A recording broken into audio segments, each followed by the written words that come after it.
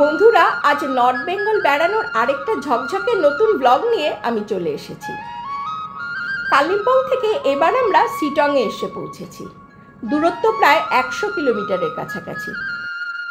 রাস্তা খুব খারাপ। একটা মারাত্মক খাড়াই জায়গায় সব গাড়ির যাত্রীদের নামিয়ে দিয়ে গাড়ি খালি করে একেবারে ওপরে তোলা হলো। তারপর আমরা ওপরে গিয়ে গাড়িতে চড়ে বসলাম।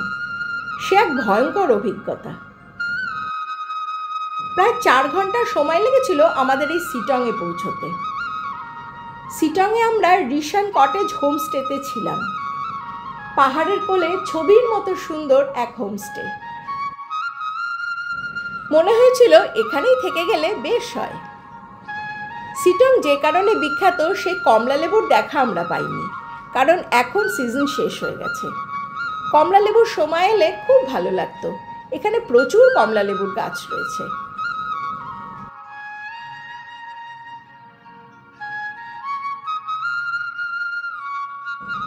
শিটং থেকে পরের দিন আমরা চলে গিয়েছিলাম তিনচুলেতে। যাবার পথে দেখেছিলাম অহলদারা আর মংপু।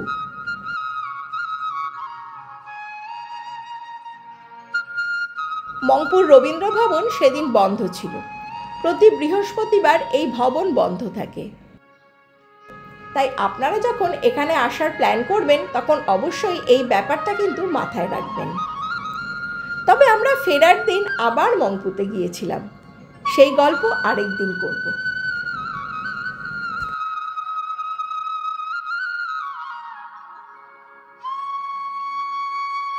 অহলদারার এক অসাধারণ সৌন্দর্য রয়েছে। এর নির্জনতাকে আপনাকে উপভোগ করতে হবে। এখান থেকে কাঞ্চনজঙ্ঘার 360 ডিগ্রি একটা ভিউ পাওয়া যায়।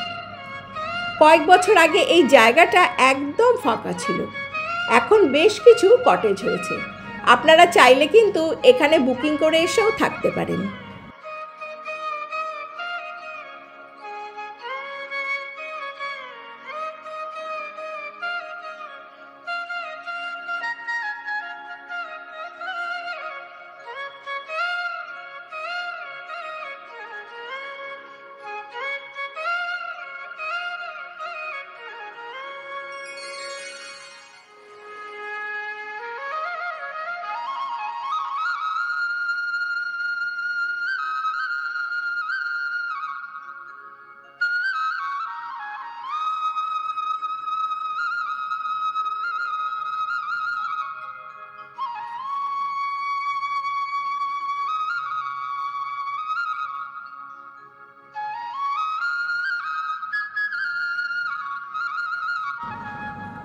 অহলদারা থেকে তিনচুলে আমরা দুপুরে পৌঁছে গিয়েছিলাম। দার্জিলিংয়ের প্রত্যন্ত গ্রামে ঘুমিয়ে থাকা ছোট্ট একটি গ্রামের নাম তিনচুলে। অনেকে ভালোবেসে বলে থাকেন a small hamlet in the Himalayas. কার্শিয়াংয়ে তাকদায় ওল্ড ক্যান্টনমেন্ট এরিয়ায় এই তিনচুলে গ্রাম। শিলিগুড়ি থেকে দূরত্ব মোটামুটি 80 কিলোমিটার।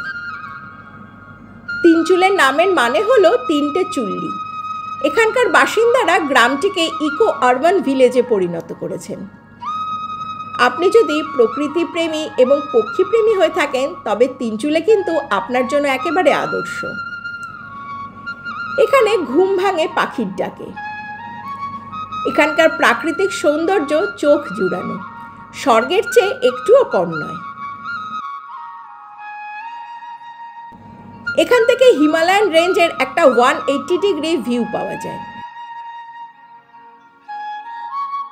কাঞ্চনজঙ্ঘার চোখ ঝলসানো সৌন্দর্য উপভোগ করার জন্য তিনচুলের চেয়ে ভালো জায়গা খুব কমই আছে। নভেম্বর ডিসেম্বরে যদি আসেন তাহলে আকাশ একদম পরিষ্কার পাবেন। তিনচুলের আকর্ষণ এর নিসর্গ। ফটোগ্রাফারদের জন্য তিনচুলে কিন্তু স্বর্গরাজ্য। আমরা যেদিন এখানে এসেছিলাম সেদিন কুয়াশাচ্ছন্ন ছিল। এছাড়া তিনচুলের আরেক আকর্ষণ হলো কমলালেবুর বাগান। শীতের সময় যদি এখানে আসেন তাহলে দেখবেন গাছে টসটসে পাকা কমলালেবু ঝুলছে। পরের দিন ভোরবেলায় তিনচুলে থেকে আমরা চলে গিয়েছিলাম লামহাট্টায়। দার্জিলিং থেকে অনেকটা দূরে শেরপাদের এই গ্রাম লামহাট্টা। 5700 ফুট উচ্চতায় অবস্থিত এই গ্রামে তামাং, ভুটিয়া ইত্যাদি পার্বত্য উপজাতির বাস। তিব্বতী লামাদের ভারত সরকার এখানে বসবাসের ব্যবস্থা করায় সেই থেকে এখানকার নাম হয়েছে লামহাট্টা। পাইনের জঙ্গল, পাহাড়, আকাশ, নীরবতা আর গ্রামবাসীদের সরলতা এখানে মিলেমিশে একেবারে একাকার হয়ে রয়েছে। এখানেই রয়েছে লামহাট্টা ইকো পার্ক। পাইনের জঙ্গলের ভেতরে গাছগাছালি, পাহাড় আর অসংখ্য ফুলের অপরূপ সমারোহ এই পার্কে।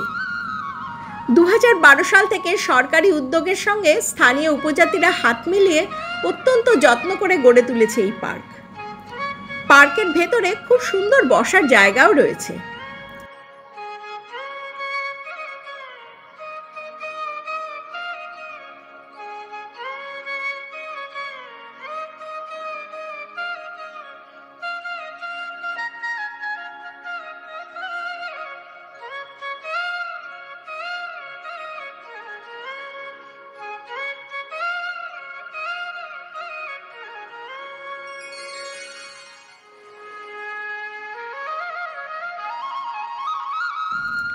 এখানে রয়েছে একটা কাঠের ওয়াচ টাওয়ার।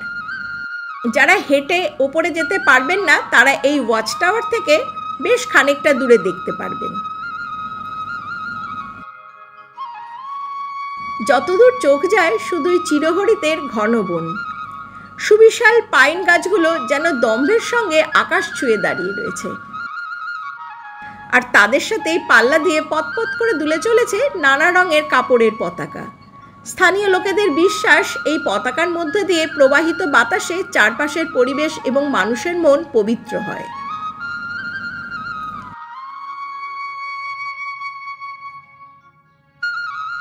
বাগানে একেবারে ওপরে যাওয়ার জন্য জঙ্গল কেটে আঁকাবাঁকা রাস্তা তৈরি করা হয়েছে।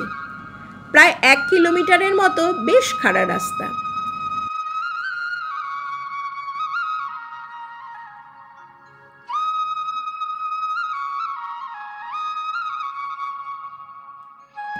পাহাড়ের চূড়ায় রয়েছে একটি লেক, যেটা গ্রামবাসীদের কাছে খুব পবিত্র। এই লেকের জল এখন প্রায় শুকিয়ে গেছে। বর্ষা এলে আবার নতুন করে এই লেক ভরে উঠবে।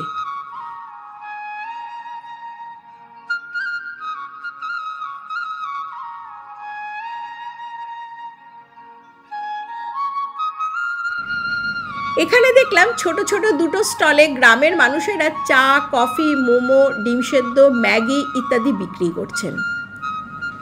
এখানকার জনজীবন বড়ই সরল, সাদাসিধে এবং কোলাহল বর্জিত। দেখলেই মন প্রাণ একেবারে ভরে যায়। কত সামান্য জিনিসে এরা খুশি থাকে। এদের নিজেদের মধ্যে রয়েছে প্রচণ্ড একতা। ইকো পার্ক থেকে বেরিয়ে এসে আমরা গুম্বাধারা ভিউ পয়েন্ট দেখলাম। খুব সুন্দর একটা জায়গা, চারদিক পাহাড় আর চা বাগানে ঘেরা।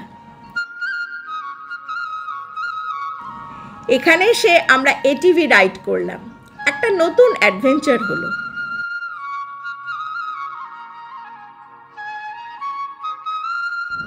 আজ আমাদের পাহাড় থেকে বিদায় নেবার পালা।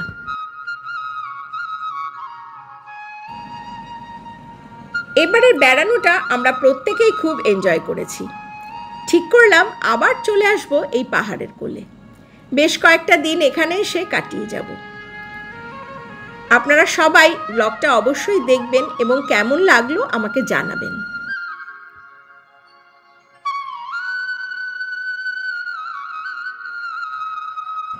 আজ এই পর্যন্তই।